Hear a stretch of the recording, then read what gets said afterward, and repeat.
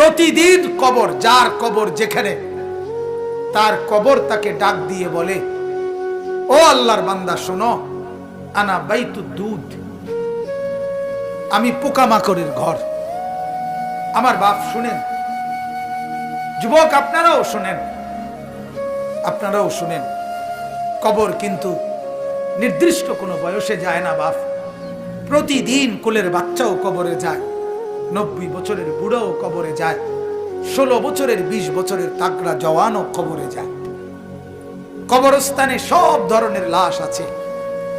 এজন্য কবর ডেকে বলে, ও আল্লাহর বান্দা, আমি পোকামাকড়ের ঘর। সেই ব্যক্তি যে একটা মশারি ছাড়া, একটা সামান্য মশার কামড় সহ্য করতে পারো না, একটা মশা কানের কাছ দিয়ে গেলে তোমার ঘুম ভাঙ্গা যায়, মশারি টাঙ্গাও, কয়েল জ্বালাও, অ্যারোসল লাগাও,